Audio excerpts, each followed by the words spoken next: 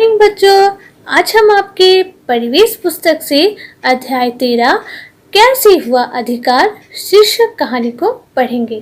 तो आइए इस वीडियो को देखते हैं और इस कहानी का आनंद उठाते हैं।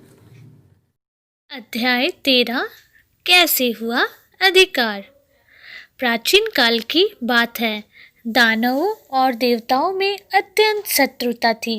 सत्ता के अधिकार के लिए दानव देवताओं पर प्राय आक्रमण कर युद्ध कर देते थे। देवता बहुत ही शांतिपूर्ण स्वभाव के थे, जबकि दानव झगड़ालू। देवता बहुत बुद्धिमान थे। उन्हें लड़ना झगड़ना अच्छा नहीं लगता था। उनके सामने अगर कोई समस्या आती तो वे उसे आपस में मिलजुल कर सुलझा लेते थे। दानव मूर्ख थे। उनके सामने कोई समस्या होती तो वे लड़ने झगड़ने लगते। वैसे तो देवता अपनी बुद्धि के प्रयोग से जीत जाते थे, परंतु उन्हें लड़ना झगड़ना अच्छा नहीं लगता था। दानव यदि युद्ध में हार जाते तो चैन से नहीं बैठते थे। वे दोबारा युद्ध करने की योजना बनाने लगते थे। रोज रोज के युद्ध से परेशान होकर देवता विष्णु जी के पास गए और बोले, भगवान, हम रोज रोज के युद्ध से परेशान हो गए हैं। हमें गृह युद्ध खत्म करने का कोई उपाय बताइए।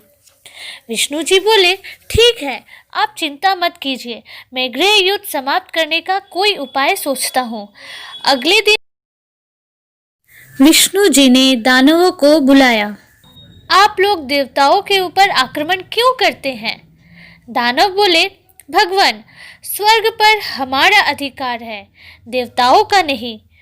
आप देवताओं से कहिए कि वे स्वर्ग छोड़कर चले जाएं। दानवों की बात सुनकर विष्णु जी मुस्कुराने लगे। बोले, देखो, स्वर्ग पर किसका अधिकार होगा, इसका निर्णय एक प्रतियोगिता द्वारा किया जाएगा। जो भी यह प्रतियोगिता जीतेगा उसी का स्वर्ग पर अधिकार होगा। देवता और दानव प्रतियोगिता के लिए खुशी खुशी तैयार हो गए। कुछ दिन पश्चात विष्णु जी ने एक प्रतियोगिता का आयोजन किया। फिर दोनों पक्षों के प्रतिनिधियों से कहा, इस प्रतियोगिता की 2 शर्तें हैं।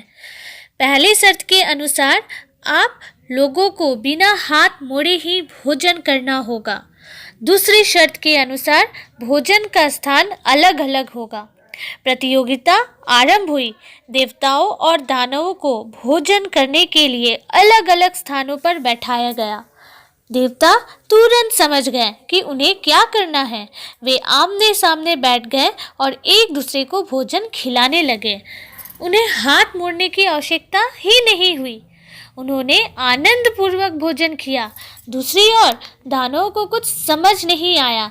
वे इधर उधर देखते रहे, फिर थालियों में मुंह डालकर भोजन करने लगे, जिसके परिणाम स्वरूप उनके वस्त्र और मुंह गंदे हो गए।